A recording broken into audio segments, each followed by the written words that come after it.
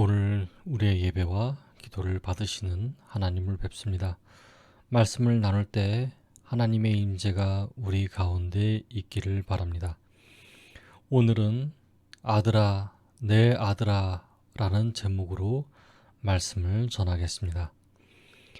어릴 때에는 부모의 마음을 이해하는 것이 평생 가도 모를 것이라고 생각했습니다. 그러나 나이가 들고 나서 보니 이제야 조금은 알겠다고 생각이 되어집니다.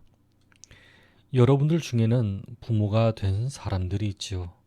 아이를 키울 때 어땠나요? 쉽지 않았지요. 그러나 아이가 엄마, 아빠 불러주었을 때를 기억하시겠지요. 엉금엉금 기어다니다가 첫 걸음마를 시작했을 때 그 순간을 잊지 않으셨을 것입니다. 11장 이전에 저는 하나님이 매우 엄격하게 벌을 내리시는 재판장이라고만 느껴졌습니다. 그러나 하나님은 그런 공의를 나타내시기 전에 부모이셨습니다. 오늘 읽은 본문은 하나님의 독백으로 유명한 본문입니다. 여기엔 애절한 한 명의 아버지의 모습으로 하나님이 기록됩니다. 1절부터 5절 중반부를 읽어보겠습니다. 이스라엘이 어렸을 때 내가 사랑하여 내 아들을 애굽에서 불러냈거늘 선지자들이 그들을 부를수록 그들은 점점 멀리하고 바알들에게 제사하며 아로새긴 우상 앞에서 분향하였느니라. 그러나 내가 에브라임에게 걸음을 가르치고 내 팔로 안았음에도 내가 그들을 고치는 줄을 그들은 알지 못하였도다. 내가 사람의 줄, 곧 사랑의 줄로 그들을 이끌었고 그들에 대하여 그 목에서 멍에를 벗기는 자 같이 되었으며 그들 앞에 먹을 것을 두었노라. 그들은 애굽 땅으로 되돌아가지 못하겠거늘 내게 돌아오기를 싫어하니. 아멘. 여기 한 어린아이가 있습니다. 이스라엘입니다. 이스라엘이 아기 때 아버지이신 하나님께서는 선지자를 통해 자신의 목소리를 들려주셨습니다. 그러나 그 아이는 아버지에게 관심을 보이지 않았습니다. 아버지보다도 자신이 더 관심이 있는 것에 눈길을 돌렸습니다. 그것이 무엇입니까? 바알, 즉 사람의 손으로 만든 우상입니다. 아버지이신 하나님께서는 아이 이스라엘에게 걸음을 가르치셨습니다. 아이를 팔로 안으셨습니다.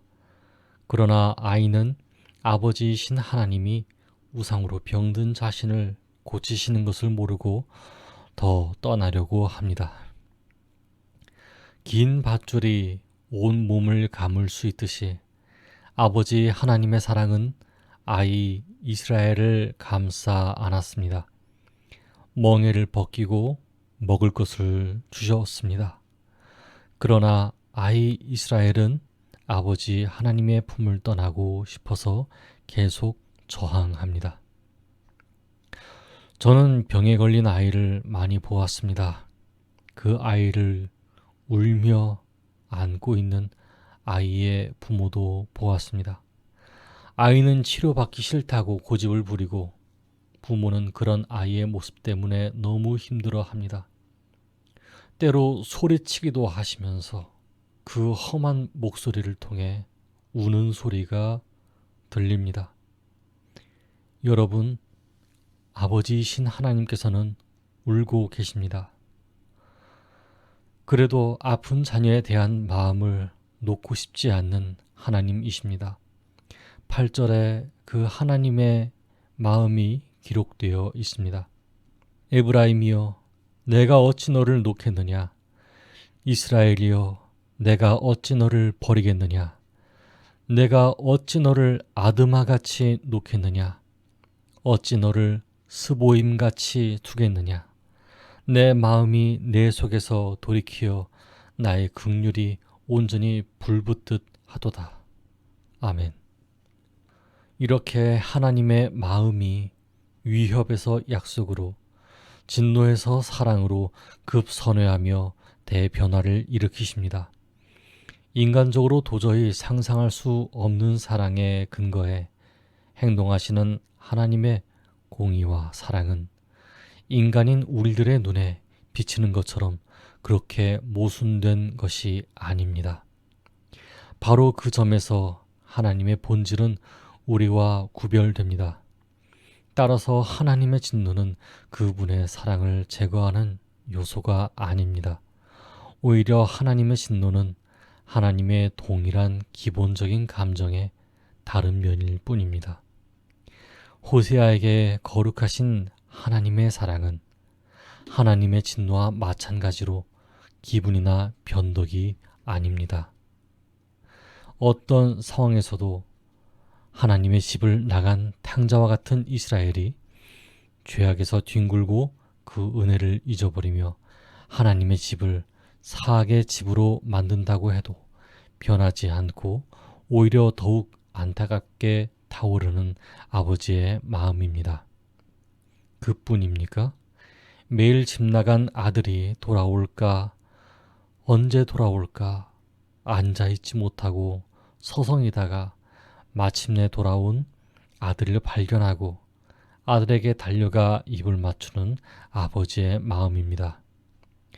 여러분, 죄는 언제나 우리와 우리를 돌보는 사람들에게 상처를 줍니다. 반찬 투정으로 상처를 주고, 때를 쓰면서 상처를 주고, 무심한 말을 내뱉으면서 상처를 줍니다. 그러나 그러한 죄는 우리와 우리를 돌보는 사람들에게만 아니라 사실 하나님에게 범죄했다는 뜻입니다. 바로 하나님의 마음을 아프게 했다는 뜻이죠. 하지만 하나님께서는 우리 모두를 자녀 삼아 주셨습니다. 이는 어찌 보면 우리에게 낭만스러운 일일지도 모릅니다.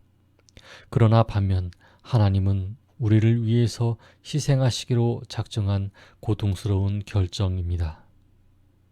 여러분, 오늘날 우리는 이방인으로서 예수 그리스도의 피값으로 하나님의 자녀가 되었습니다. 친자녀가 될 수 없는 우리가 양자가 되어 하나님의 사랑을 받으면서 삽니다. 저는 어떤 면으로 하나님의 사랑을 느낄 수 있느냐고 묻는다면 모든 사람의 마음에 맞게 대답할 수는 없습니다. 그러나 좋은 경험 외에 아주 나쁜 경험을 통해서도 하나님은 살아계시며 실제 하시는 하나님이심을 기억합니다. 단지 하나님을 묵상하시기 바랍니다.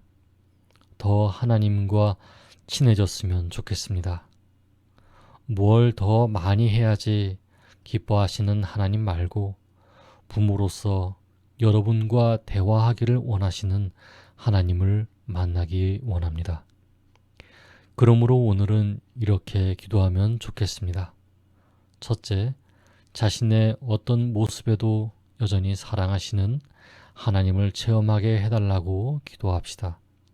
둘째, 단지 신으로서가 아니라 진정 양자 삼아 주신 아버지로서의 하나님을 향해 마음문이 열릴 수 있도록 기도합시다.